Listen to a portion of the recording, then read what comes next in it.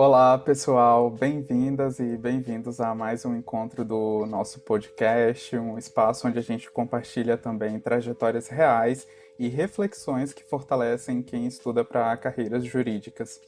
E hoje nós recebemos o João Pedro, que é juiz do Tribunal de Justiça de São Paulo, aprovado em mais de uma dezena de concursos e mais conhecido como Eremita Concurseiro no Twitter, onde ele publica comentários técnicos, dicas de estudos e, sim, alguns memes que só quem é concurseiro que utiliza o Twitter entende. Então, seja muito bem-vindo, doutor João Pedro. Obrigado, José. Eu que agradeço aí pelo convite de poder participar, poder conversar aí um pouco sobre a minha trajetória. Muito obrigado pela sua presença aqui. Sei que hoje você também está muito corrido e a gente estava até comentando aqui antes sobre o plantão judiciário, né? Mas então já vamos aqui começar de onde eu te conheci. Desde que eu comecei a utilizar o Twitter, estudando para concursos, eu acho que eu descobri o seu perfil entre os anos de 2021 e 2022. Era uma época em que eu estava fazendo concursos para servidor, de técnico e analista. Então a gente vai entrar nesse tópico do Twitter. Então eu te faço a primeira pergunta: de onde surgiu a ideia e por que eremita? Tem algum significado específico? Então, José, essa é uma pergunta que eu recebo, né, até com uma certa frequência aí do porquê do eremita concurseiro. Eu gostava muito de acompanhar ali pelo Twitter, porque fora a parte de você se sentir acolhido, ter essa troca de experiências com outros concurseiros, você também consegue bastante informação, tanto quanto a provas, conteúdo jurídico, e para participar, assim, entrar ali naquela comunidade, eu ficava pensando em um nome. E eremita concurseiro, para mim, foi uma coisa assim que ela refletia muito, um nome que refletia muito como eu me sentia na época que eu estava estudando para concursos, que eu me sentia um ermitão, né? A gente fica isolado, recluso ali dentro da nossa casa, só estudando, né? Sem muito Sim. contato aí com as outras pessoas. E foi basicamente isso. Eu fiquei pesquisando uma imagem que correspondesse à ideia de eremita. E aí, quando eu estava fazendo a busca, daqui a pouco eu me deparei com aquele caranguejinho, com aqueles olhinhos bugalhados, assim. Eu pensei, é isso, é perfeito, é exatamente assim que eu me sinto enquanto eu estou estudando. E dali para frente foi a persona que eu adotei, né? É bacana, e é até interessante porque, salvo engano, é o eremita que fica trocando, né, de casco, e acho que simboliza também muito isso de o concurseiro que fica fazendo várias provas, e para cada prova ele tem que meio que trocar o casco, simbolizando também o edital, né? É uma analogia interessante. Bem, você já foi aprovado em inúmeros concursos e a gente vai entrar nesse tópico mais a fundo daqui a pouco. Mas antes, há um meme entre a bolha concurseira que eu não sei quando é que surgiu, mas eu sempre tive muita curiosidade em entender a origem. E aqui eu tô falando sobre a brincadeira de alguns comentários sobre as suas publicações. É uma piada interna, né, da bolha concurseira no Twitter e que todos entendem que é uma brincadeira, mas o que é que aconteceu para que isso se transformasse na piada interna? Então, deixa eu ver. Bom, eu nunca mudei meu nome, né? Mesmo depois da aprovação. E justamente acaba que eu acabei criando quase um carinho aí por esse personagem do Eremita Concurseiro. As pessoas já me conheciam assim ali nas redes sociais. E eu nunca senti também nenhuma necessidade de afirmar alguma coisa diferente depois da posse. Então eu sempre mantive aquele nome, Eremita Concurseiro. Só que isso já gerou algumas interações engraçadas, né? Porque afinal a gente tá na internet e eu lembro dessa situação específica que foi, digamos, a origem aí da piada interna, que eu não recordo exatamente o contexto agora para explicar, mas basicamente a pessoa ela viu ali o Eremita Concurseiro, né, um nickname, e ela tentou usar isso meio que, digamos, para me diminuir, eu acho, enquanto ela tentava responder ali alguma informação que eu tinha dito. É basicamente um argumento ad hominem, né? Que você tenta aí diminuir, desqualificar aí o interlocutor no meio aí de uma argumentação. Eu acho que ela disse que eu precisava estudar mais antes de poder opinar. Foi alguma coisa assim que a pessoa disse, sabe? É, eu acho que foi, E eu me lembro da captura de tela, eu tentei achar ela pra ser mais preciso, mas eu não achei. eu acho que é alguma coisa meio típica das redes sociais, porque as pessoas às vezes elas são muito rápidas para assumir coisas sobre as outras pessoas, né? Presumir coisas sobre as outras. E aí quem me acompanhava na época achou isso muito engraçado, né? E acaba lembrando até hoje.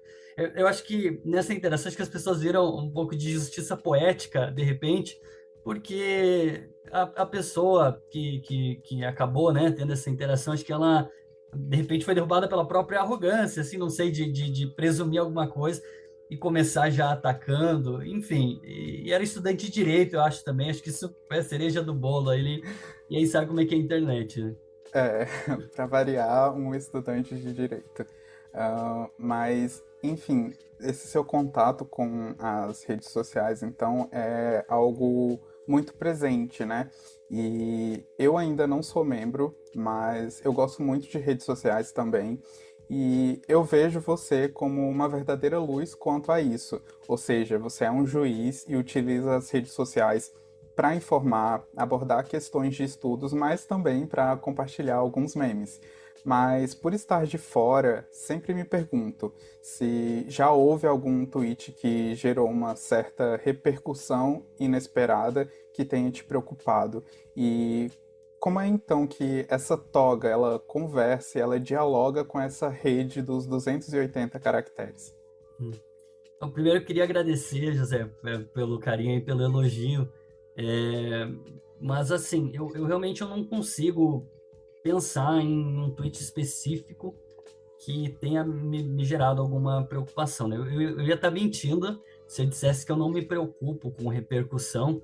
Eu acho que a repercussão na internet ela sempre preocupa, porque entre o que eu penso e o que eu escrevo existe quilômetros, e entre o que eu escrevo e o que a outra pessoa interpreta existem mais quilômetros de distância.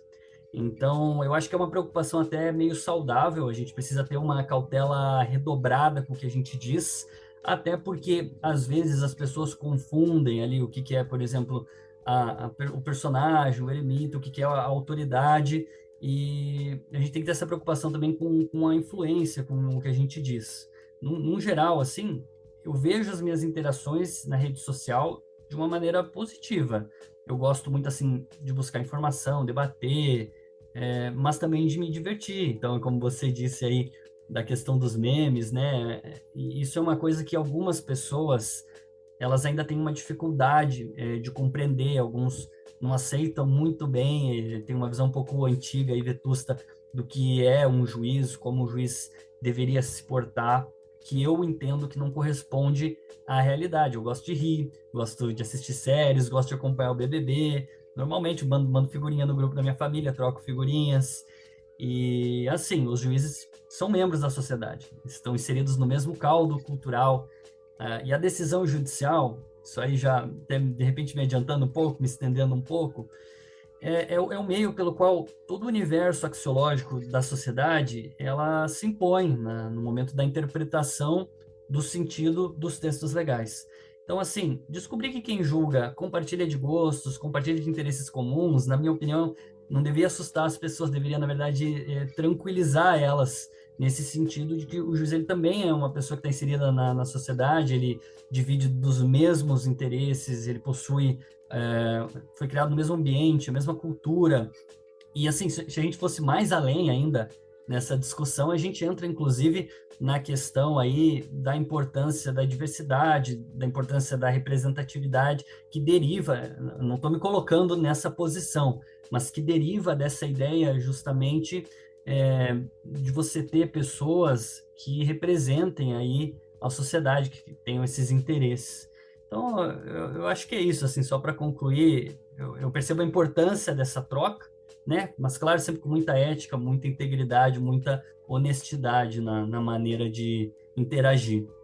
Com certeza, os seus tweets eu acho eles muito saudáveis, na verdade, né? Você, como eu falei, compartilha opiniões técnicas, então você comenta ali, às vezes, um julgado muito recente, de repercussão geral, repetitivo, e você traz também essa abordagem da vivência prática e comenta também muitos fatos, assim, que meio que vão para a grande mídia e fornece um olhar bem interessante sobre tudo.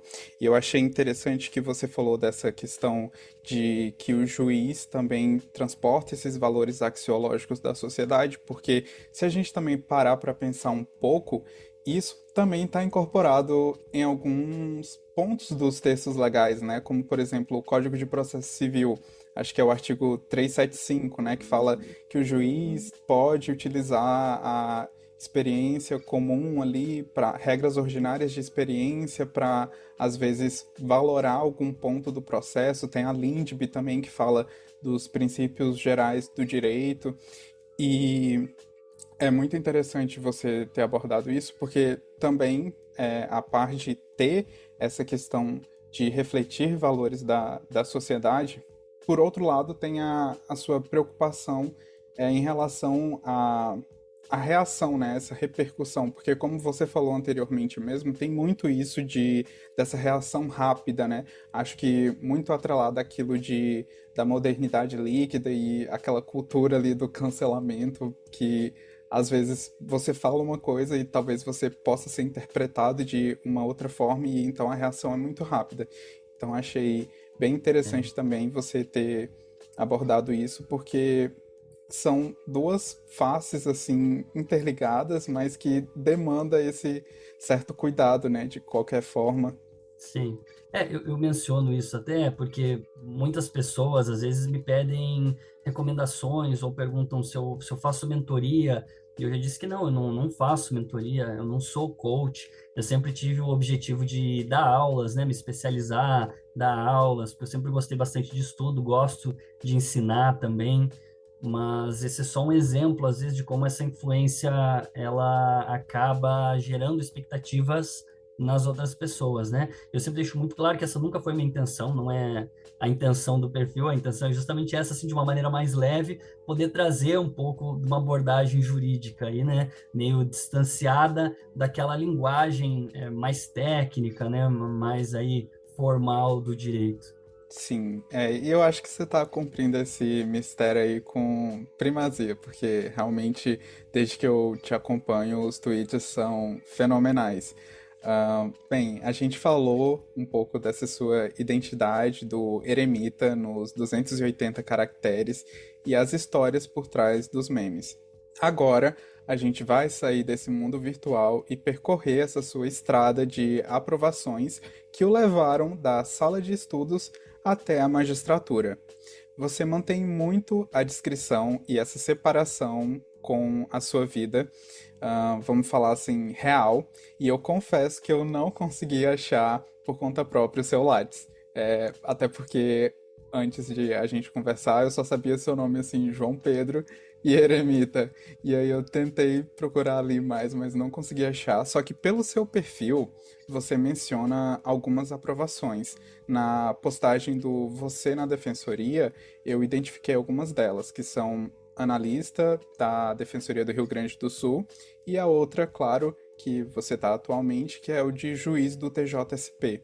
Então, primeiramente, parabéns, né, por todas essas aprovações que eu consegui identificar. E quanto às outras, você poderia compartilhar com a gente em quais outros concursos foi aprovado?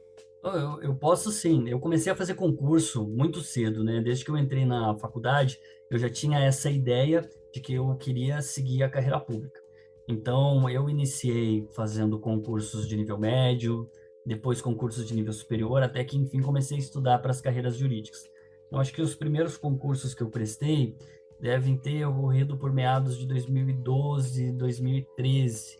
Eu acho que eu não vou me recordar de todos os concursos que eu fiz. Sim. Nomeações que eu me recordo, foi agora. A primeira nomeação que eu tive foi como assistente de Previdência e Saúde no Instituto de Previdência do Estado do Rio Grande do Sul.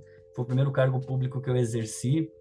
Depois eu fui agente administrativo do Ministério Público, também nível médio. E nessa mesma época eu fui aprovado para técnico judiciário do Tribunal de Justiça do Rio Grande do Sul e agente administrativo da Procuradoria do Estado.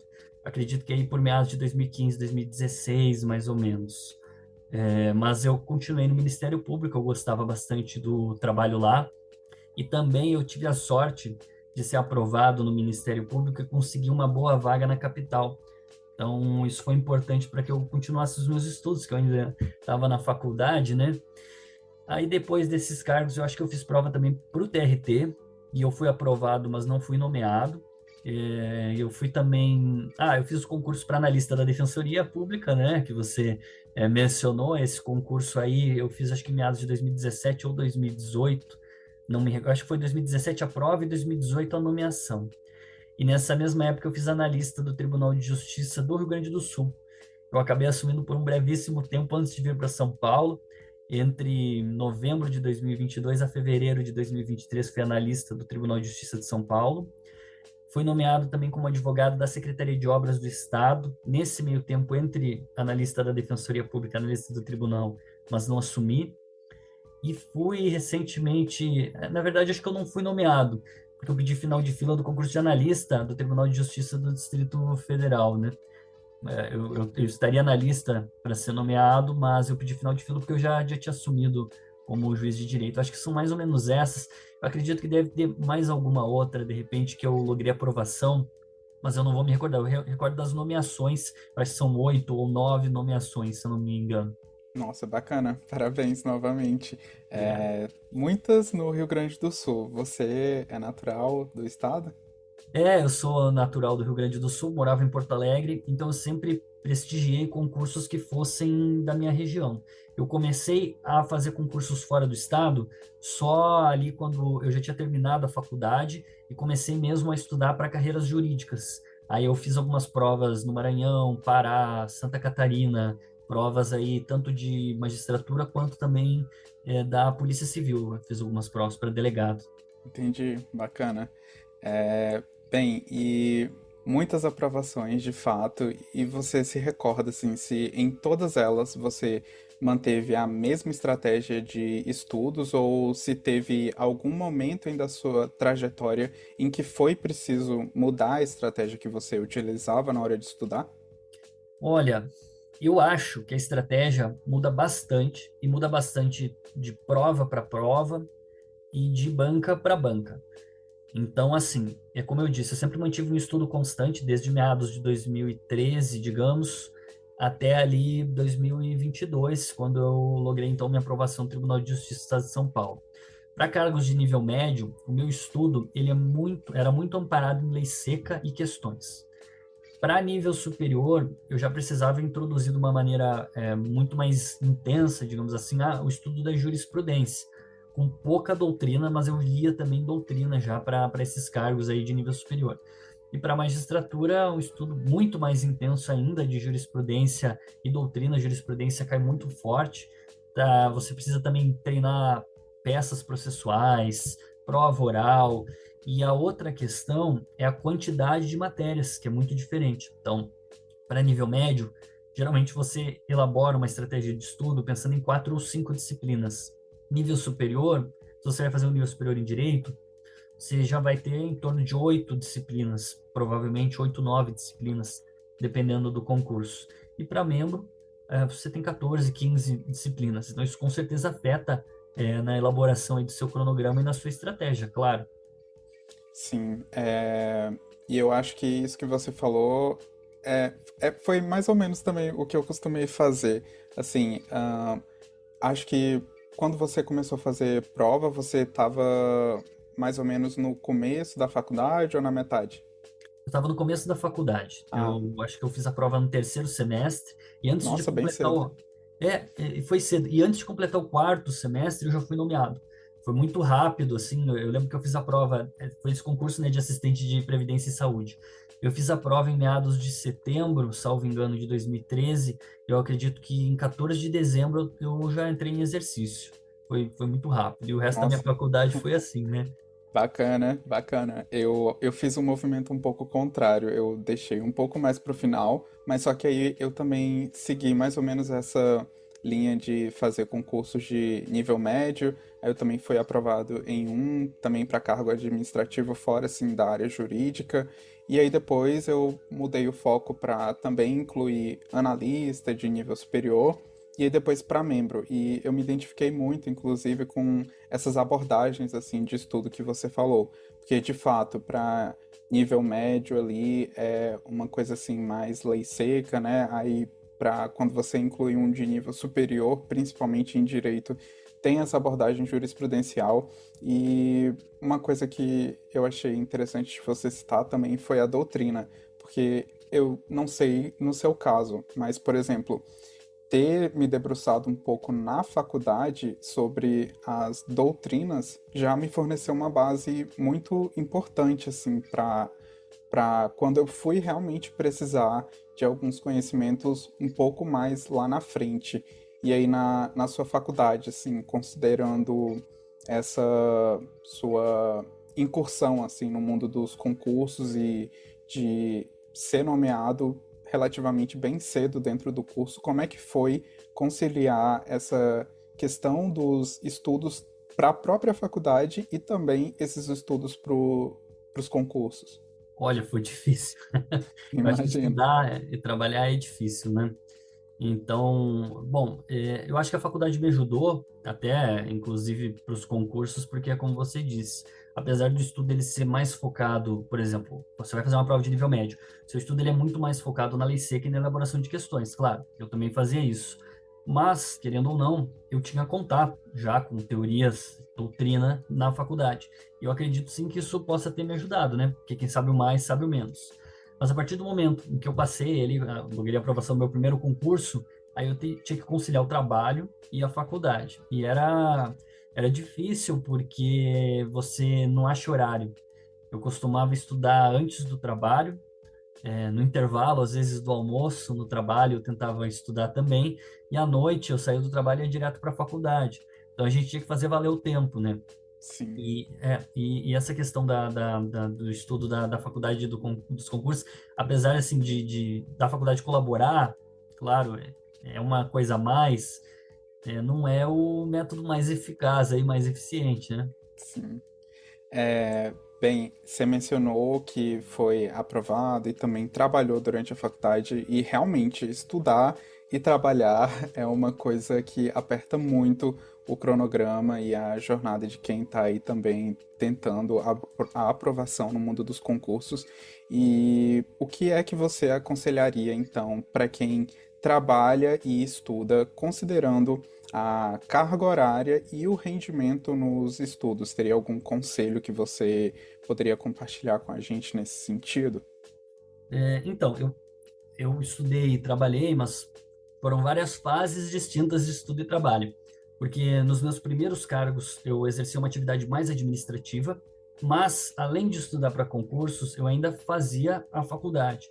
Ou seja, era quase como se fosse uma jornada tripla. Sim, Então eu tentava estudar pelo período da manhã, antes do trabalho, durante o almoço, se eu tivesse um período aí para estudar, e depois na faculdade eu tentava fazer valer também o tempo da faculdade. Só que o que acontece?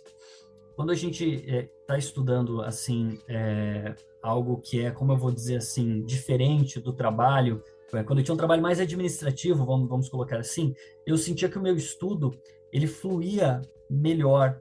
Quando eu ingressei no meu primeiro cargo jurídico, propriamente dito, que foi como analista da Defensoria Pública, eu comecei eu já tinha acabado a faculdade, ou seja, digamos, eu tinha um terceiro turno livre, que eu uhum, poderia estudar pela manhã e trabalhar à tarde. Só que, curiosamente, foi o período em que eu tive mais dificuldades para manter o meu estudo, porque eu trabalhava com a matéria que eu estudava, então era muito mais cansativo mentalmente essa sim, atividade. Então, eu acho que isso deve ser levado em consideração também, a natureza do seu trabalho. É difícil dar uma receita de bolo, né, de como estudar e trabalhar por conta dessas particularidades. Tudo deve ser levado em consideração. E isso, às vezes, é uma coisa que as pessoas elas ignoram. Você está vendo ali a rotina do aprovado e pensa, puxa, ele trabalhava, ele estudava, ele fazia assim. Pois é, mas de repente a rotina dele era muito diferente da sua. Então, claro, você tem que ouvir aquilo, filtrar o que você pode usar e o que vai auxiliar na sua jornada, mas sempre adaptando à sua realidade. Sim, com certeza. Essa questão que você falou aí de estudar estando ali no cargo administrativo, eu também senti muito isso, porque envolve muito isso que você falou mesmo, desse cansaço mental. Porque é um trabalho ali que, ou melhor, eu falei do cargo de nível médio, mas eu estou me referindo agora ao cargo de nível superior, porque é um cargo ali que exige o conhecimento da matéria que você está estudando, exige ali um raciocínio mental muito profundo ali para fazer as minutas, ler o próprio processo, às vezes processos muito grandes. E quando eu estava ocupando o cargo de nível médio, também, apesar de ter uma rotina cansativa, na hora dos estudos parecia que era, não sei, tinha um brilho ali a mais, porque era meio que uma questão assim, que eu estava me dissociando ali do direito na hora que eu estava trabalhando, mas quando eu ia estudar para concurso, eu estava voltando para aquilo ali. E aí, quando você está num cargo que exige os próprios conhecimentos jurídicos que você adquire, você está meio que nessa situação dupla, né? E também achei muito importante isso que você falou de não ter uma receita de bolo, né? Porque cada realidade é única e, por exemplo, no meu caso, eu também sempre trabalhei e estudei, seja no estágio ou então ocupando um cargo público efetivamente, mas tem essa particularidade também. Quando eu comecei o cargo de nível médio, como você falou, era um pouco, digamos assim, mais fácil, entre muitas aspas, mas quando foi para esse cargo jurídico, no começo eu também enfrentei muitas dificuldades, assim, para manter o ritmo que eu tava antes e porque também tem todo esse estresse mental. Mas depois vai fluindo um pouco, só que às vezes as pessoas pegam tudo ali no meio, né? Não Sim. pegam o começo. Então, às vezes fica também essa questão aí da comparação e de não ver ali os bastidores, né? De tudo. Acho que tem muito isso. Sim, sim. Assim, o período que eu acho que eu mais rendi foi ali do concurso para analista da Defensoria, que era uma época em que eu ainda estava num cargo administrativo, que eu era agente do Ministério Público, e nessa época eu me formei, então eu tinha, digamos aí, um período que eu estudava pela manhã, aí eu trabalhava período da manhã à tarde, e conseguia ainda render à noite. Depois que eu passei no concurso de analista da Defensoria e comecei a trabalhar direto com a matéria jurídica, eu não conseguia mais estudar no período da noite. Eu ficava muito cansado. E aí, assim, demorei muito tempo para me adaptar a essa nova rotina, porque eu digo assim que eu estudo desde 2013, mas assim, se a gente for olhar de tempo efetivo de estudo, houve muitos períodos em que eu não consegui estudar, não consegui render meses, quiçá até, de repente, acho que mais de um ano quase, eu devo ter demorado para conseguir adaptar essa minha rotina aí no cargo de nível superior. E no fim, o que mais funcionou para mim era justamente dormir mais cedo, acordar mais cedo também e estudar antes do trabalho para garantir aí um rendimento melhor nos estudos. Nossa, entendi. Então você ainda mantém essa rotina de pessoa que dorme cedo e acorda cedo ou não? Então, agora eu não mantenho muito essa rotina. Assim, é que o meu dormir tarde é dormir às 11 horas, né? 11 horas Ah, pra mim já é tarde, nossa, pra mim também. né? Então agora depois de entender todas essas estratégias e dificuldades, mas também muitas vitórias na sua jornada dos concursos, chegou o momento da gente descobrir como esse aprendizado se reflete na rotina de um juiz que também escolheu ensinar futuros defensoras e defensores públicos. E eu estou me referindo agora à sua vida como juiz e como professor. Então, João Pedro, eu te pergunto, qual foi a sensação que você teve quando você tomou posse como juiz? É, bom, se for para falar a verdade, a posse para mim foi horrível. Sério? Caraca, conta pra gente Ah, então o que e foi aconteceu. muito ruim, porque, assim, eu lembro com muito carinho do dia da aprovação. Nossa, aquele para mim foi o dia mais feliz da minha vida. Agora, a posse é um evento solene, e aí eu me recordo de estar sentado no salão e aquele calor, você tá de terno, você tá nervoso, tenso, e aparecem várias autoridades e elas lhe cumprimentam, prestam discursos e você ainda está um pouco impactado com aquilo tudo, sabe? Você fica pensando se vai corresponder às expectativas à altura daquele cargo que foi confiado para você, né? Eu tinha um professor de faculdade que ele falava do day after da formatura. Ele sempre dizia que um belo dia você é um aluno e você faz perguntas para o professor e você vai fazer as perguntas mais estúpidas possíveis para o seu professor e o seu professor ele vai te olhar e vai dizer: Nossa, meu aluno, que pergunta incrível, que bacana, obrigado por perguntar e vai te responder. E aí você tem o day after da sua formatura. E aí no day after, se você fizer a mesma pergunta, ninguém vai lhe parabenizar e dizer: Poxa, que pergunta bacana. Sabe, as pessoas vão dizer: Nossa, você já devia saber disso, você está É. formado. Eu acho que a sensação é parecida. Um dia eu era um concurseiro, cheio de dúvidas, e é como se no dia seguinte eu tivesse tomado posse, e a gente fica um pouco perdido. Eu ficava ali ouvindo aquelas coisas e pensando: caraca, semana passada eu estava prendendo minha mochila na catraca do ônibus, será que eles sabem disso? Caraca, é verdade. Isso que você falou agora me lembrou até de uma situação que aconteceu com uma amiga minha, em que a gente tomou posse, né, como analista aqui no TJDFT, e aí ela também tem um perfil nas redes sociais e muitas pessoas interagem com ela.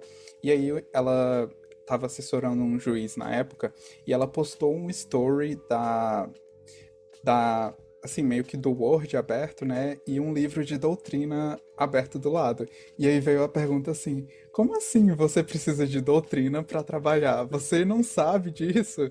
Então acho que também tem um pouco esse tabu, assim, né? Acho que essa preconcepção de que você encerrou ali um, digamos assim, um ciclo e no dia seguinte você já tá meio que encapsulado ali em outra roupagem, mas é interessante você ter trazido isso, porque realmente, né, tem tudo isso. Não é assim do dia pra É, noite que a nossa eu percepção muda. tava bem nervoso na posse, essa é a verdade. Mas com o tempo, a gente... Claro, existe o curso de formação, né? Acho que são mais de 500 horas de curso de formação. Então, a formação ela é bem completa. Ela segue um cronograma estabelecido pela própria Escola Nacional de Formação de Magistrados, né? Mas, apesar disso, a gente tem essa insegurança, eu acho que ela é natural e eu acho que ela é até um pouco saudável. A pessoa que ela entra e ela acha que ela sabe tudo, eu acho que ela já está partindo de uma premissa errada. Cada dia eu aprendo mais, mas ao mesmo tempo a gente aprende também a ter mais confiança na gente mesmo. A gente vai vendo que sim, que a gente sabe, que a gente tem condições, que nós fomos aprovados, né, e nós demonstramos o conhecimento para exercer aquela função que foi atribuída. E também vem um pouco também da experiência prática, né? Porque às vezes você adquirindo ali, tendo um contato mais próximo com aquilo, mexendo mais com aquilo, você também vai adquirindo essa experiência, essa confiança, né, para lidar ali com o trabalho. Bem, continuando ainda na sua profissão, acho que isso também é uma dúvida minha. Eu acho que uma curiosidade que muitos também devem ter.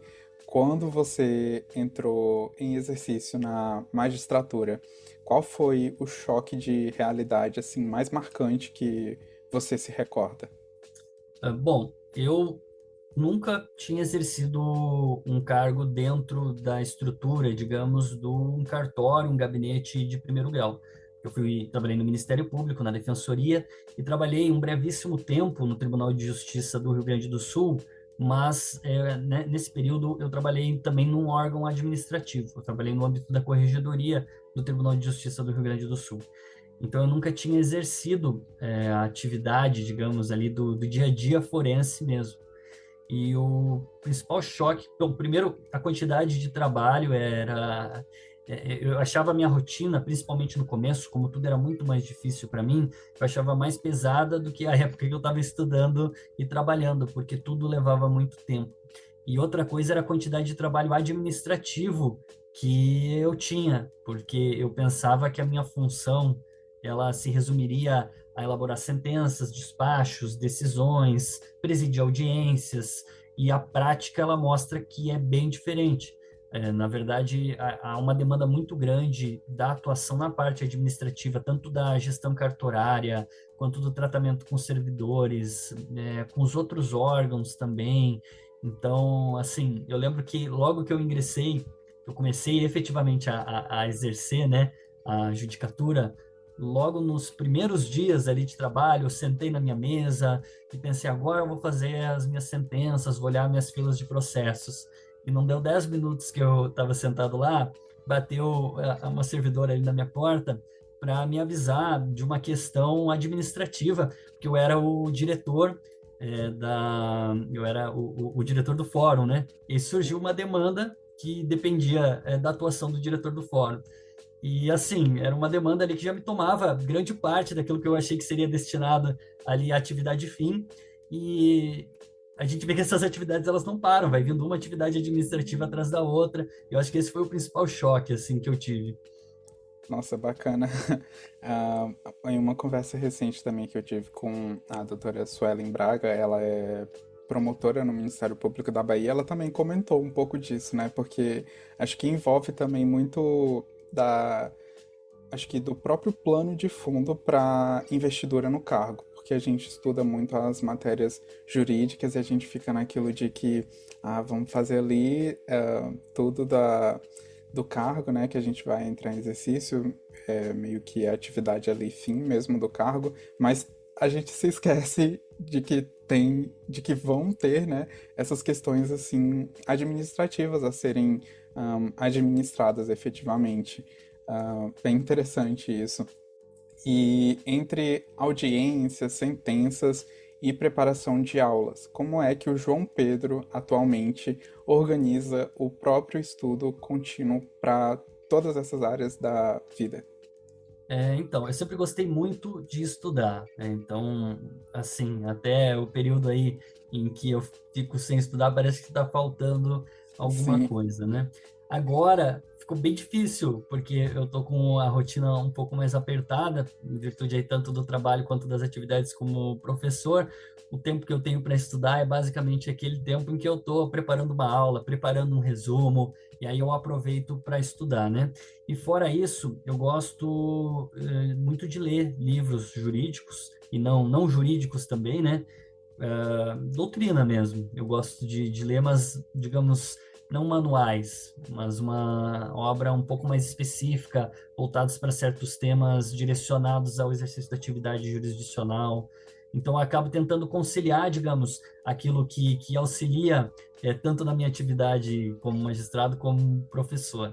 Livros, por exemplo, que tratam sobre prova testemunhal, sobre audiências, temáticas sobre justiciabilidade das decisões. Eu tento aí juntar tudo, fazer valer o máximo esse pouquinho tempo que eu tenho de estudo. bacana. É uma abordagem bem interessante e acho que você falou aí que fica com um tempo um pouco reduzido, mas como você falou, isso aí mesmo já agrega muito, né, à sua própria evolução, porque pelo que eu percebi também, você é uma pessoa que preza muito pela evolução pessoal em todos os sentidos e acho que isso é bem visível, até por essa perspectiva que você tem da função de juiz, professor, de ver essa questão de preparação dos materiais e das aulas como um momento ali que você também pode prezar pela própria absorção pessoal, assim, para continuar, né, o aprimoramento contínuo. Isso é bem louvável. E dizem que é o melhor método de estudo é ensinar. Dizem que Sim, é o método que você mais retém conteúdo. sim, com certeza. Ah, bem, e considerando agora o João Pedro concurseiro, o João Pedro juiz, o João Pedro professor, qual o conselho mais valioso que você daria para quem estuda para concursos e está ouvindo a gente agora, com base em todas essas vivências que você tem? Bom, eu acho que o conselho mais importante mesmo, de verdade, é acreditar em si mesmo. Eu sei que parece clichê, né? mas já houve momentos na minha preparação em que eu não acreditei em mim, eu acho que isso é natural.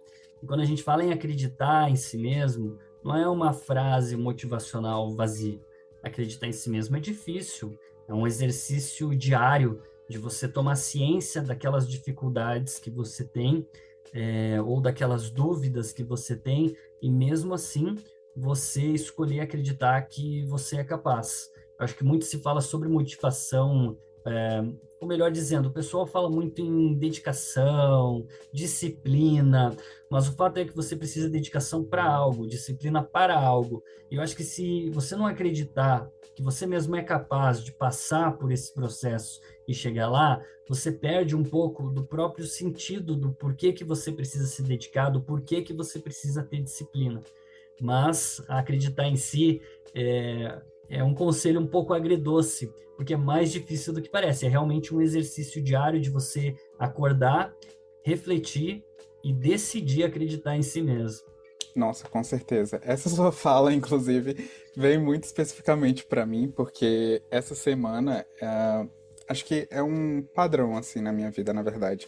Toda vez quando eu tenho algum momento decisivo de prova, a semana que antecede é uma semana que eu fico com muitas dúvidas da minha própria capacidade, e isso me afeta bastante. Mas parece que depois tem um momento que tem meio que essa virada assim de perspectiva que engloba muito isso que você acabou de falar, desse exercício de perceber ali tudo que te trouxe até onde você chegou e perceber toda a sua história, tudo que você aprendeu com seus próprios erros também.